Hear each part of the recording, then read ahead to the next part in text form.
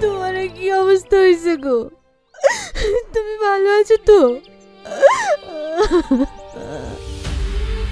দূর পাগলি, এভাবে কান্না করছো কেন? আমি তো চলে এসেছি, দেখো এবার সব ঠিক হয়ে যাবে। রামেশা, এই মেয়েটা কি? এটা তোমার মেয়ে অর্চিকা। আমার মেয়ে এত বড় হয়ে গেছে। আয় মা, আমার বুকে আয়।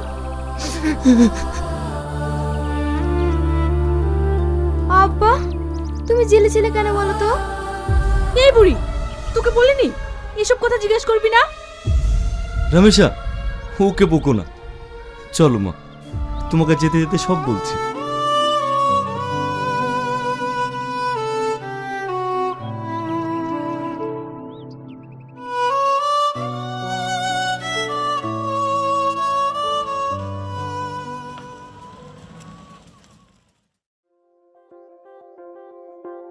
বোমা, বোমা। আব্বা, ভাবি শরীরটা খারাপ তো, তাই এখনো শুয়ে আছে। কি রে সামাদ, বোমার শরীরটা খারাপ, ওষুধ এনে দিসনি? না আব্বা, তেমন কিছু হয়নি। তাই বললে হয়? এই সময় একটু আলাদা যত্ন নেওয়ার দরকার। বাজার থেকে একটু ফল টল এনে দিবি, তা নয়? আব্বা চালাও।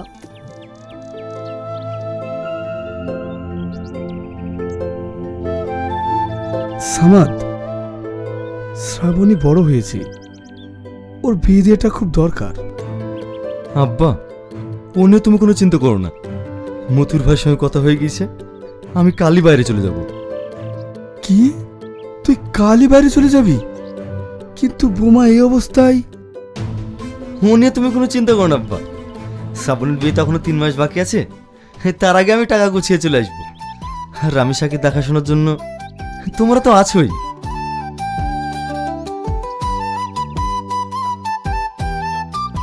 ভাই, ভাবি ডাকছে।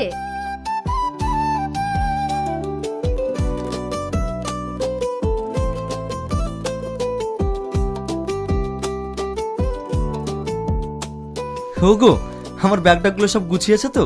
কালকে আমি ভোরে ট্রেনে চলে যাব। হ্যাঁ, গুছিয়েছি। এই পাগলি, তুমি কান্না করছো কেন? এই অবস্থায় আমাকে একা ফেলে তুমি চলে যাবে? না না, একা হবে কেন? আব্বা আছে, শ্রাবণী আছে, ওরাই তোমাকে দেখবে। আর তাছাড়া তুমি তো সবই জানো, সামনেই শ্রাবণীর বিয়ে, অনেক টাকার প্রয়োজন। বাইরে না গেলে আমি সব সামলাতে পারবো না। ঠিক আছে, তুমি যা ভালো বুঝো তাই করো।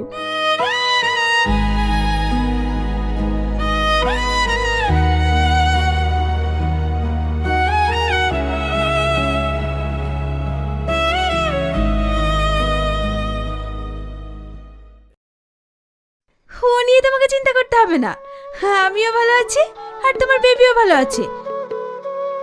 এই নাও, আব্বার সাথে কথা বলো। হ্যাঁ সামাদ, ভালো আছিস বাপ? শরীর টরীর সব ঠিক আছে তো? হ্যাঁ আব্বা, ভালো আছি। তুমি কেমন আছো? আর শ্রাবণী ভালো আছে তো? আমরা সবাই ভালো আছি। শ্রাবণীর বিয়ের ডেট তো এগিয়ে এলো, তুই বাড়ি আসবি কবে? ও নিয়ে তুমি কোনো চিন্তা করো না আব্বা, আমি বিয়ের আগেই চলে আসবো। ঠিক আছে আব্বা, রাখছি, আমাকে আবার সাইডে যেতে হবে তো। ঠিক আছে, রাখ।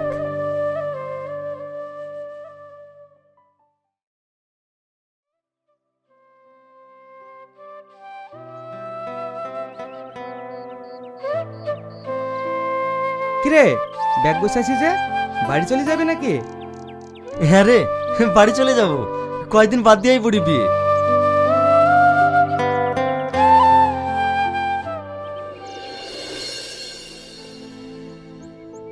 কিরে, কি খুঁজছি? আমার মোবাইল, আমার মোবাইল কই? আমার নাম্বার একটা ফোন লাগাতো।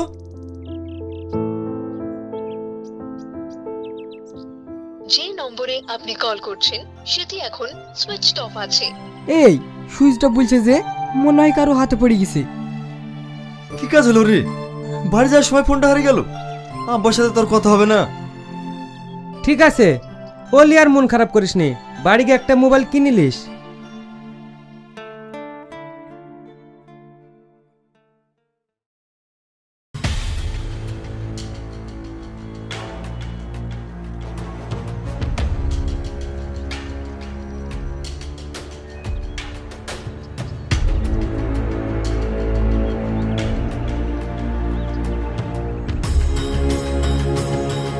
দাদা একটা জলের বোতল দিন তো। চোর চোর চোর! এই দাঁড়া বলছি, দাঁড়া দাঁড়া! এ কে কোথায় আছো? আমার ব্যাগটা চুরি করে নিয়ে চলে গেল। দাঁড়া বলছি, দাঁড়া! চোর চোর চোর!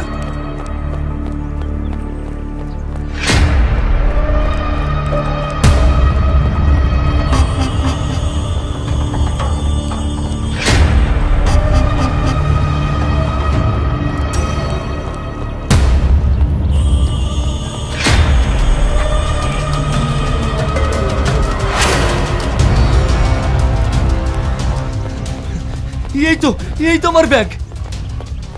চুরি করে পালানো না, মা শালাকে।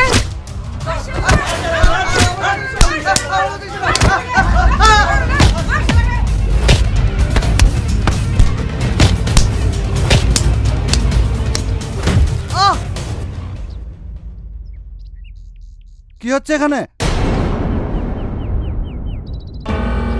স্যার, এ তো মারা গেছে। কনস্টেবল, একে অ্যারেস্ট করো। নিজের হাতে আইন তুলে নেওয়া। স্যার স্যার আমার একটা কথা শুনুন। চুপ! তোর কোনো কথা শুনতে চাই না।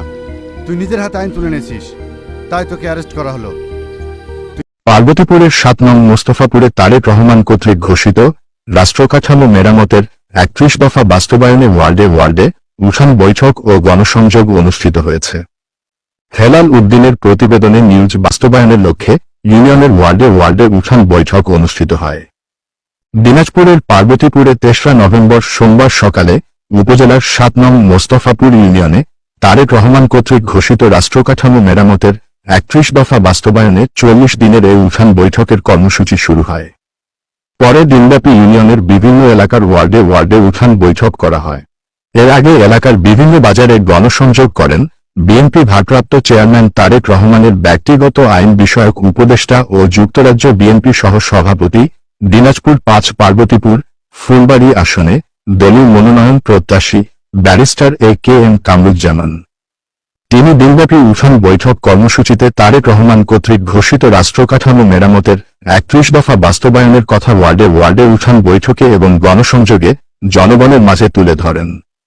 এ সময় উপস্থিত ছিলেন পৌর বিএনপি জয়েন্ট সেক্রেটারি ও সাবেক পৌর প্যানেল মেয়র মানজুর রশিদ, যুবদলের সিনিয়র যুগ্ম আহ্বায়ক মমিনুল ইসলাম ডাক্তার, উপজেলা কৃষক দলের সাধারণ সম্পাদক মোকছেদুর রহমান সহ ফুলবাড়ি বিএনপি নেতৃবৃন্দগণ। উঠান বৈঠকগুলোতে উপস্থাপনা করেন 3 নং রামপুর ইউনিয়ন যুবদলের সাধারণ সম্পাদক গোলাম কিবরিয়া। এছাড়া আরও উপস্থিত ছিলেন 3 নং রামপুর ইউনিয়ন যুবদলের সভাপতি মশিউর রহমান, উপজেলা যুবদলের সাবেক প্রচার সম্পাদক জাহাঙ্গীর আলম, 6 নং মমিনপুর ইউনিয়ন বিএনপি যুগ্ম সাধারণ সম্পাদক ইদ্রিস আলী মাস্টার।